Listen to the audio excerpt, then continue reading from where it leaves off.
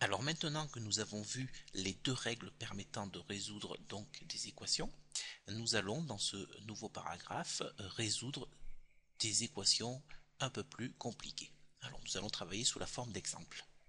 Premier exemple, nous allons résoudre l'équation 3x plus 4 égale 5. Donc, ici, je cherche à résoudre, cela signifie qu'à la fin, je veux avoir x égale quelque chose. Donc, dans le membre de gauche, j'ai des choses qui m'enquiquinent. Première chose qui m'enquiquine, c'est le plus 4. Donc, pour le faire, entre guillemets, disparaître, ce plus 4, je vais retrancher 4 de chaque côté. Ok. Une fois que j'ai fait cela, je peux, ici, dans le membre de gauche, rayer mes deux termes qui sont opposés. Donc, il ne me reste plus que dans le membre de gauche 3x et dans le membre de droite 5 moins 4, 1. Dans le membre de gauche ici, c'est le x3 qui m'embête. Pour le faire disparaître, ce x3, je vais diviser par 3 de chaque côté. De la même façon que tout à l'heure, je peux venir rayer les choses qui s'annihilent, qui se neutralisent, disons plutôt. Le x3 qui est en haut, il est divisé par 3, ça se neutralise. Du coup, dans le membre de gauche, il me reste uniquement x, et dans le membre de droite, un tiers. Réponse à la question posée, la solution de cette équation est x égale un tiers. Second exemple. Résolvons donc l'équation 3x moins 2 égale 5x plus 6. Donc, on se complique un peu plus. Donc, dans le membre de gauche, on veut uniquement avoir x égale, toujours la même chose. Donc, le moins 2, je vais chercher à le faire disparaître. Pour le faire disparaître, j'ajoute 2 de chaque côté. D'accord? Ici, moins 2 et plus 2, ça se neutralise. Donc, il me reste uniquement 3x dans le membre de gauche. Et dans le membre de droite, 5x. Et puis, plus 6 plus 2, ça fait plus 8. Je veux, à la fin, ici, avoir x égale un nombre. Donc, dans le membre de gauche, je ne veux que des x. Et dans le membre de droite, je ne veux que des nombres. Donc, je vais faire disparaître ici ce terme 5x. Pour le faire disparaître, j'utilise la propriété que j'ai vue dans le grand 3 petit a, c'est-à-dire je vais retrancher 5x de chaque côté. Dans le membre de gauche, 3x moins 5x, vous appliquez la règle de l'ascenseur, ça fait moins 2x, égale 8. En effet, alors je suis allé peut-être un petit peu vite ici, en effet, regardez, voilà, mes deux termes ici, plus 5x et moins 5x, se sont neutralisés. Il ne me reste que plus 8, c'est-à-dire 8. Donc, on a moins 2x qui est égal à 8. Maintenant, dans le membre de gauche, il faut que je me débarrasse du fois moins 2. Pour se débarrasser du fois moins 2, on divise par moins 2 de chaque côté. Fois moins 2 divisé par moins 2, ça va se neutraliser. Dans le membre de gauche, il ne me reste que x. Et dans le membre de droite, 8 divisé par moins 2, ça fait moins 4. On a une seule solution. On répond à la question, donc. Enfin, on répond à la question, on donne la solution. La solution de cette équation est x égale moins 4. Un troisième exemple. Résolvons l'équation 2 facteurs de x moins 3 égale 5 facteurs de 2x plus 7.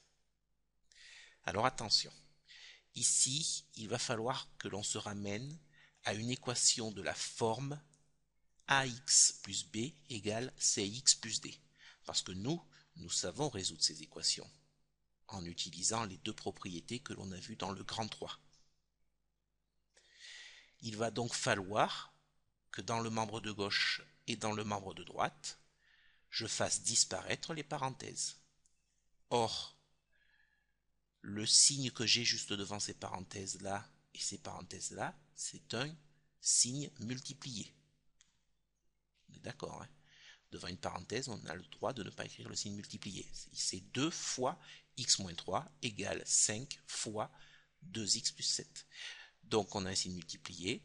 Il va falloir, donc pour faire disparaître entre guillemets ces parenthèses, développer les deux membres de l'équation. Ici, il faut donc développer. Donc c'est parti, nous allons développer. Je vais prendre ce 2 et je vais le multiplier à x, puis je vais prendre ce 2 et je vais le multiplier par moins 3.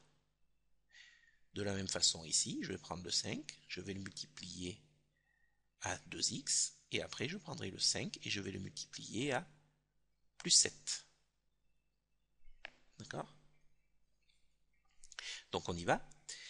Ici, 2 fois x, ça nous donne 2x. 2 fois, je suis la flèche, 2 fois moins 3, ça me donne moins 6, qui est égal à 5 fois 2x, ça me donne 10x. Et ensuite, 5 fois plus 7, ça me donne plus 35. J'ai ici une équation de la forme ax plus b égale cx plus d. Je sais faire. Donc, c'est parti. Dans le membre de gauche, je vais me débarrasser du moins 6. Pour ce faire, je vais ajouter 6 des deux côtés.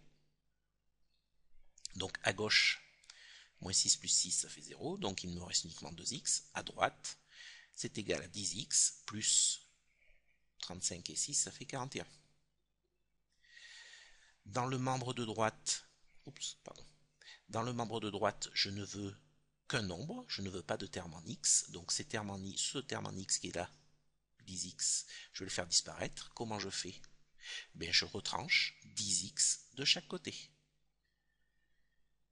Donc à gauche, il me reste 2x moins 10x moins 8x égale 41.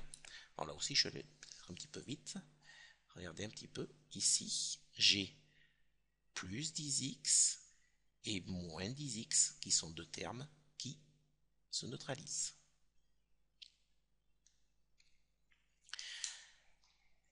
Alors on y arrive presque. Moins 8x égale 41.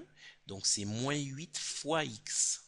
Donc c'est ce fois moins 8 qui m'embête. Pour m'en débarrasser, j'utilise la seconde propriété que l'on a vue dans le grand 3. Donc on divise par moins 8 de chaque côté. Et toujours de chaque côté, évidemment. Hein. Donc, fois moins 8 en haut et divisé par moins 8 en bas, ça se neutralise. À gauche, il me reste x. Et à droite, ce 41 sur moins 8, le moins, je vais le faire remonter au niveau du trait de fraction, ça me donne moins 41 huitièmes. La solution de cette équation est x égale moins 41 huitièmes. Un dernier exemple pour cette partie. Exemple 4, résolvons l'équation 2 facteurs de x moins 1 égale 4 moins, entre parenthèses, 2 moins x.